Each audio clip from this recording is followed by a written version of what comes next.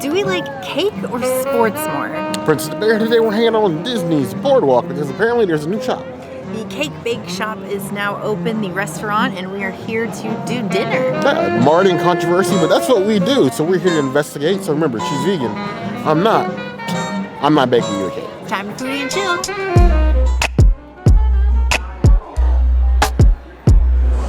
It is very storybookish in here. Like, have you ever sat down and thought, what would it be like to sit inside, say like Sleeping Beauty or Snow White? This is what it feels like. I feel like it's like a big pop-up book. That makes sense.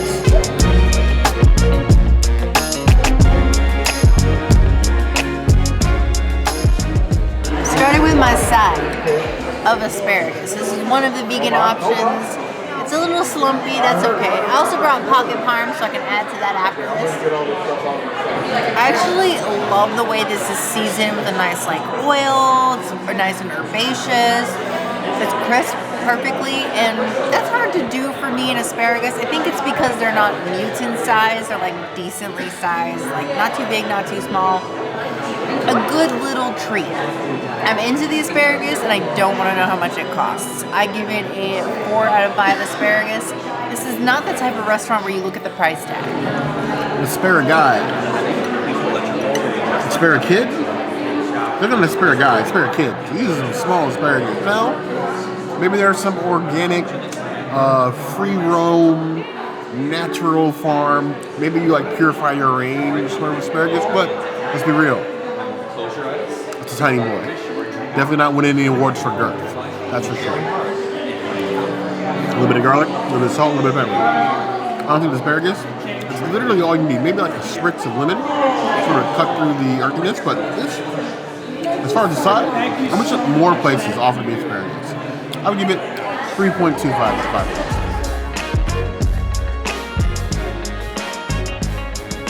5. Now we have the most beautiful smashed potatoes. These were modified vegan, one of the few options that they do allow modifications on. They're a little strict about that. This is just omitting the Parmesan. I did bring pocket parm, so I'm gonna add that, I think, after this. But I really wanted to try a smashed potatoes, so here I am. Ooh. Cheers. It's like a little mini baked potato in my mouth. I'm into it. It's not overly herbaceous and it's beautifully crisp. I love the crisp on this. Because of the crisp, it gets a 4 out of 5 potatoes. It's very nice. Potato, smashed potato. These mashed taters, they look beautiful, nice and roasted, nice little skin going on them. Decently bite-sized. I'm glad they were able to modify things. Their menu is so highly specialized that we were worried looking at the menu if they would be able to or even willing to modify whatever. I'm glad that we was able to do this. At least feel like we're getting what we can.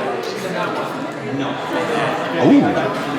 The skin on the mashed potato is so crisp that it's approaching like paper thin potato chip level. And then the inside of potatoes are nice and smashed as they should be. A little bit of salt, a little bit of garlic, a little bit of herb.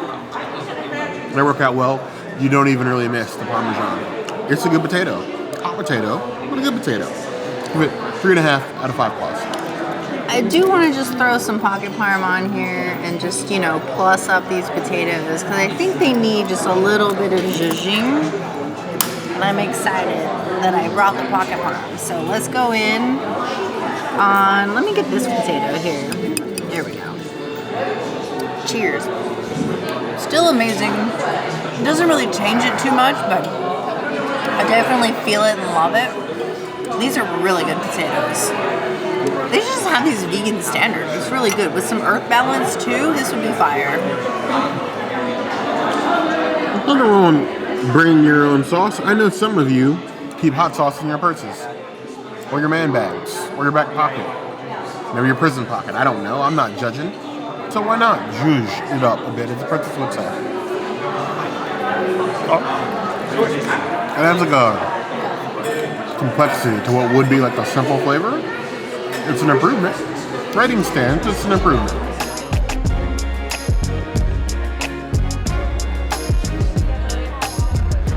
Well, here we have one of the hors d'oeuvres, literally hors d'oeuvres, as it's labeled on the menu. They're Gumbo Poutine. Now, as this is a New Orleans-inspired restaurant, I have no doubts about their mastery of what would be a gumbo.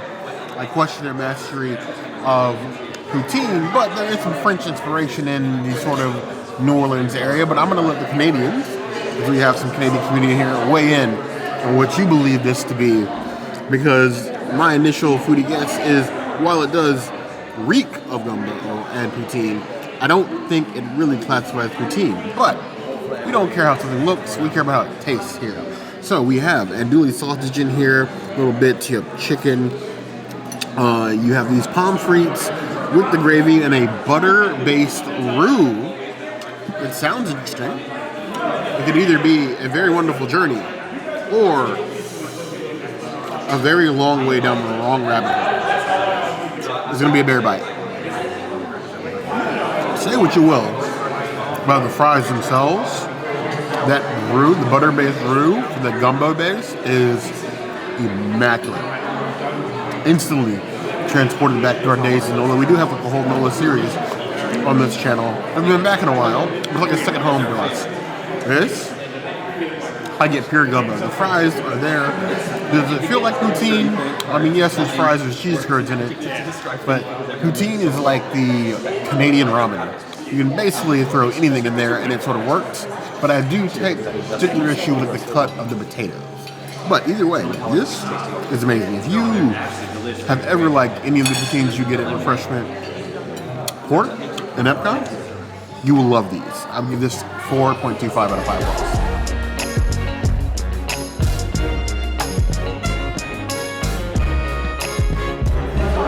I am so excited to try Gwendolyn's famous Cosmo because it matches my outfit.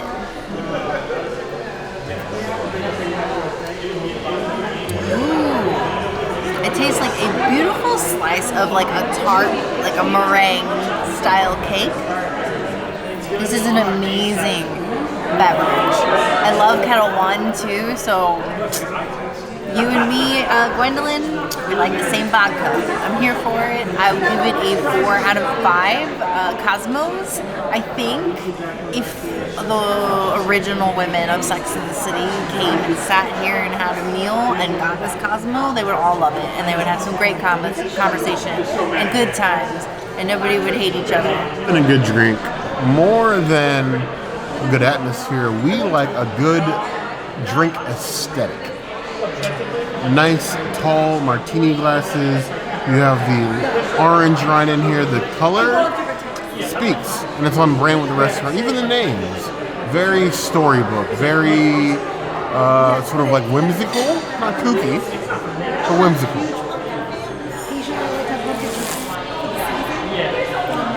Woo! I'll admit, as far as like your standard cocktails, Cosmopolitan is probably the one I have the least experience with. It's a tart boy, or girl, or they them. But actually, it's a very nice beverage. I feel fancy. I feel almost like I underdressed for this restaurant. That's neither here nor there. I give the drink 4.25 out of 5 claws. It is a tasty Disney adult certified beverage.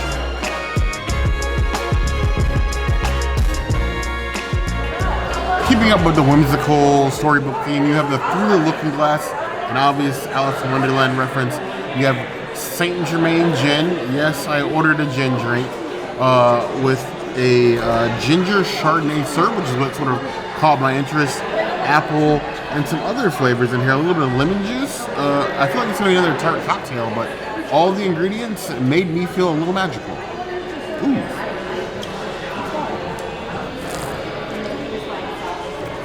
Ooh. That is good. Gin drinks are a mixed bag for me. I'm either gonna love them, love them, or we're gonna go out back and we're gonna have a fist fight. Me and this one, this might be a long 3 to 5 year relationship. It's a tasty beverage. It's sweet, like maybe like 3.5, 4 on the sweetness scale, but it's got a nice bit of tart to cut it. So you're not getting like an overly sweet cocktail, but you're also not getting something that's going to pucker your lips like a fresh squeezed lemonade. I like it. 4.5 out of 5 claws.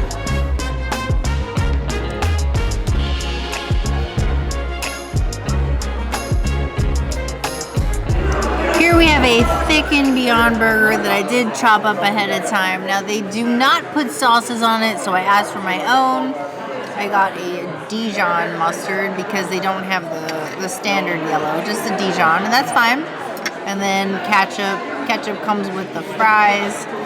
I'm just going to put these two together so I can have a nice little Beyond flavoring. Now, it is a thick Beyond Burger with lettuce, tomato, and a beautiful, like, little caramelized onion action. And then I added the sauces. So, and then the bun did have to be exchanged as gluten-free.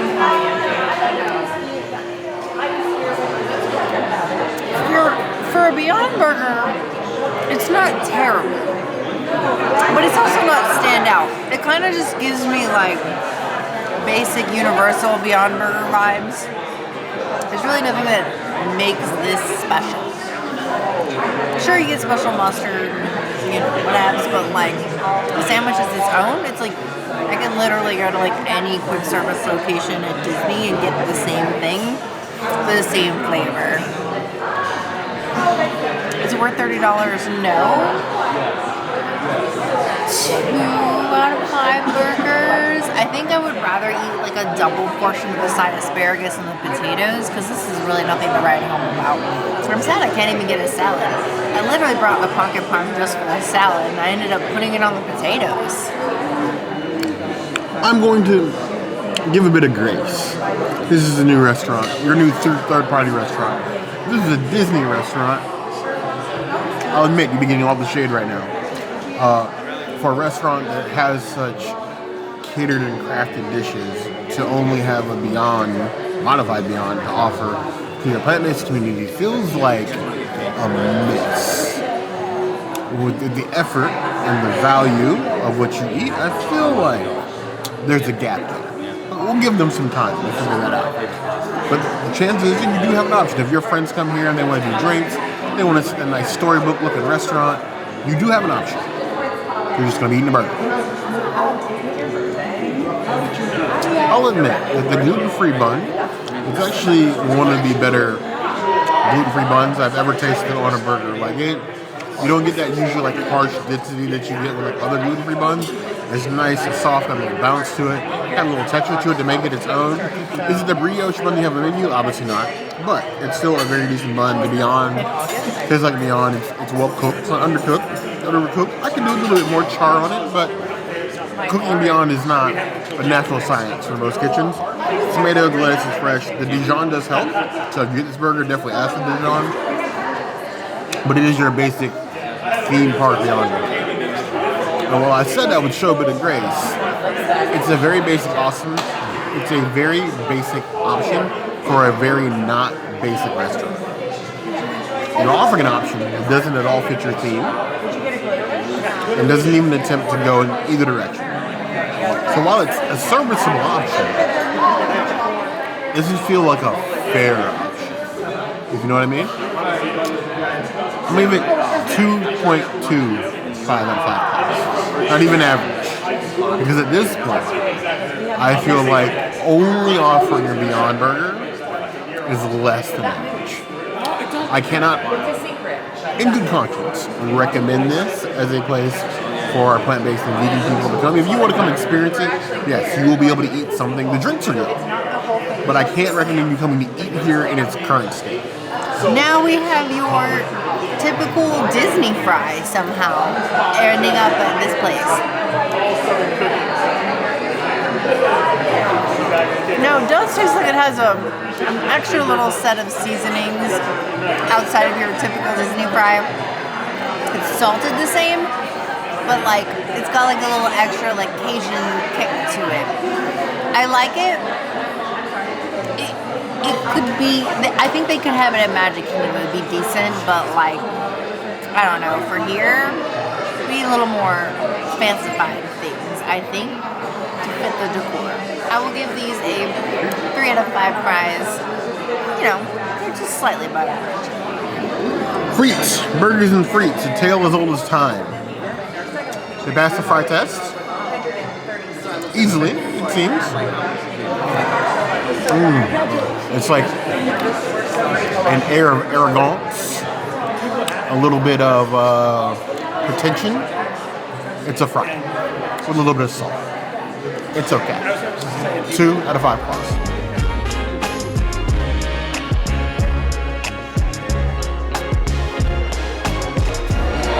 What I suspect or hope will be one of the most popular items here are the quiches.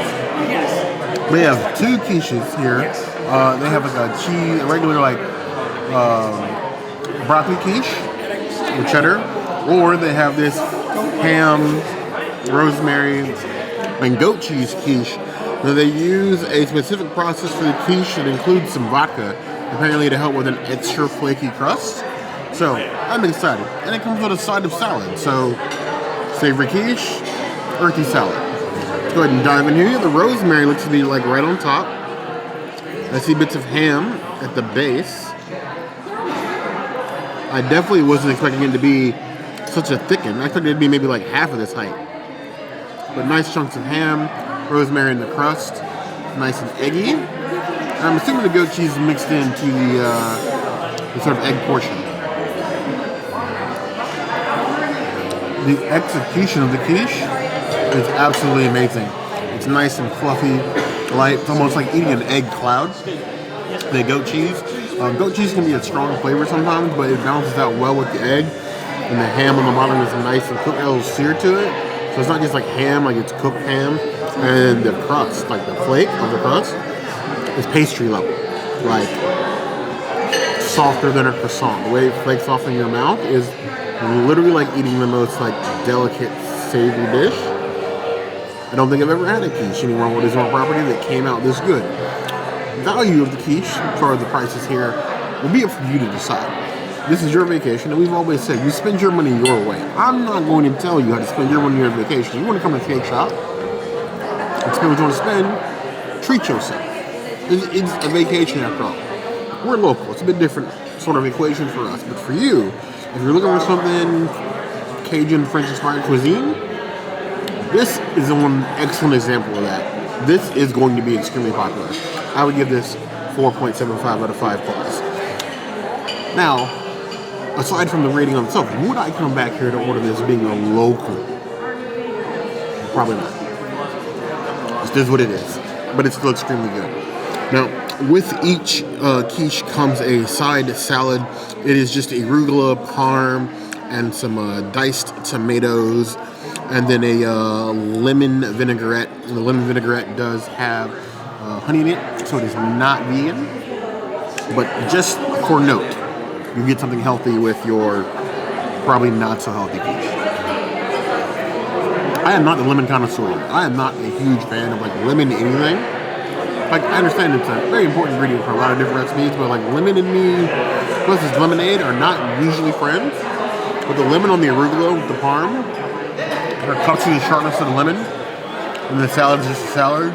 It's definitely a side salad, but it leaves me unoffended. 3 out of 5 points.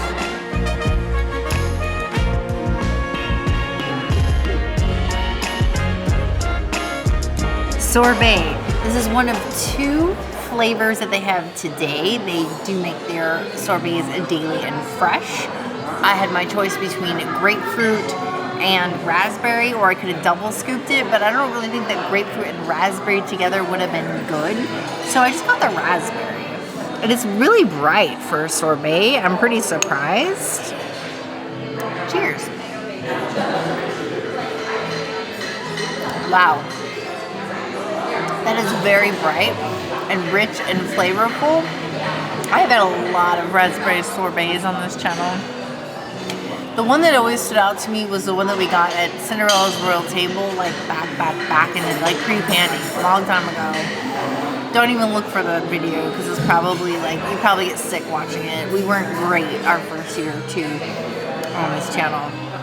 This tastes like I literally just ate a box of fresh raspberries, and I don't really want to share any of it with Bear. I'm going to give it a 4.75 out of 5 sorbets. It is a very rich and delicious sorbet. I just kind of wish they did a little bit more with desserts, because this is supposed to be like the dessert place, but yet you only take care of the gluten-free people and not the vegans. Sorbet, yes, I did rustle this from the princess. She may have broken both of my legs in the process. so I don't think I'll be walking away from this table. But sorbet. Wow. Maybe it's years of not great Baskin Robbins. I am lactose intolerant, so I also can't have ice cream. Never have I been punched in the tonsils and taste buds more with a sorbet than that bite. This may be my new ice cream stop. Like that was punchy. Way above its weight class. I'd give that 4.75 out of 5 plus.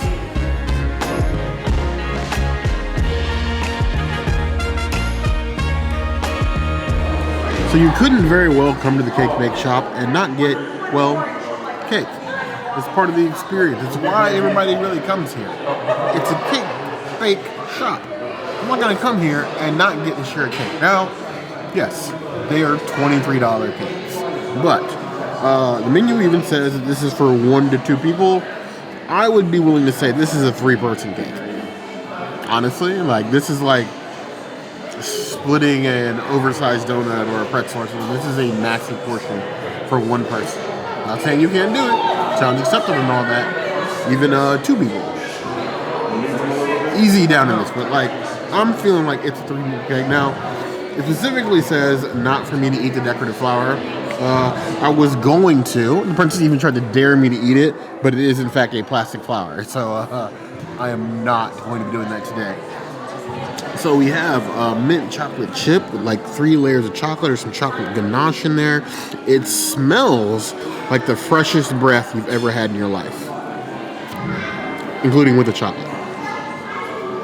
Go ahead and dive right in here. It's moist and minty.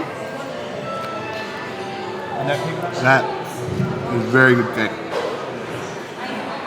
I am not a dessert connoisseur. If you're new here, I'll try to skip dessert every option I got. Any of you that have been here for a while, you know I am not a dessert man.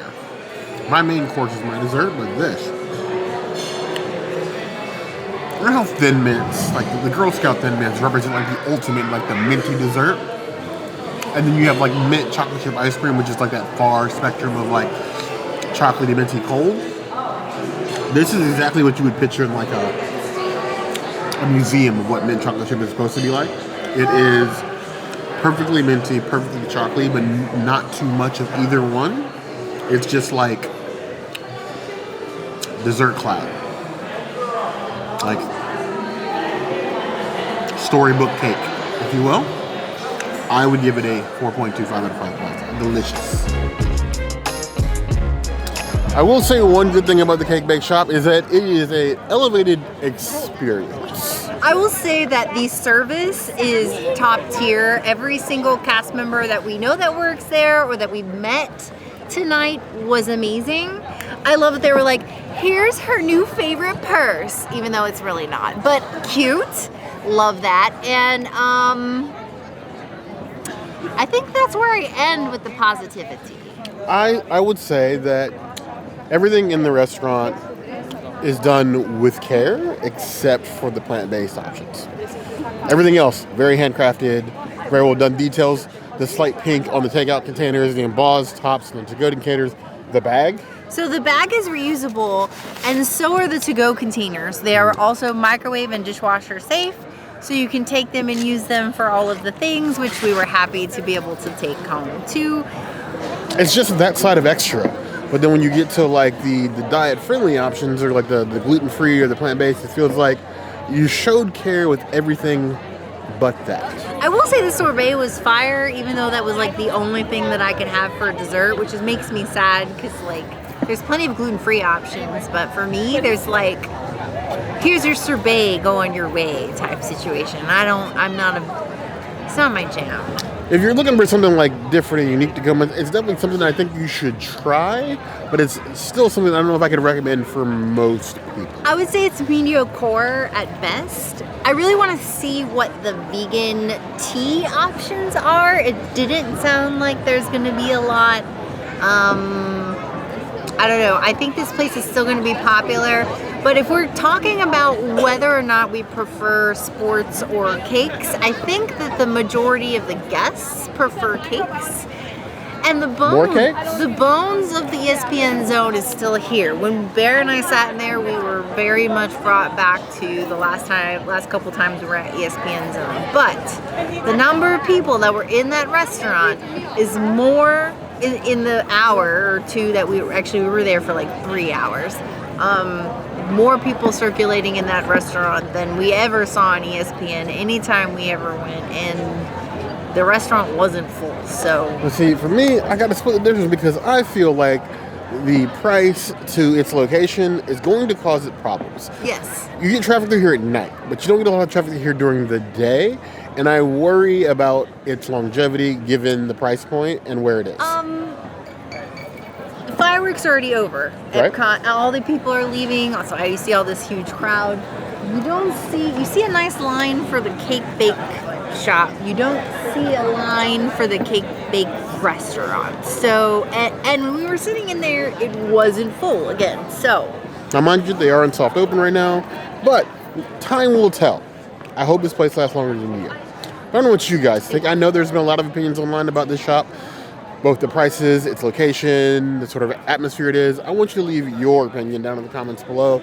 Now, if there's anything else you can see us do, that will always be the place to find us. Hit that notification bell if you want to see other videos like this. And we have new videos 5 days a week: Monday, Tuesday, Wednesday, Thursday, Saturday. we'll see you soon. Be sure to subscribe and like this video.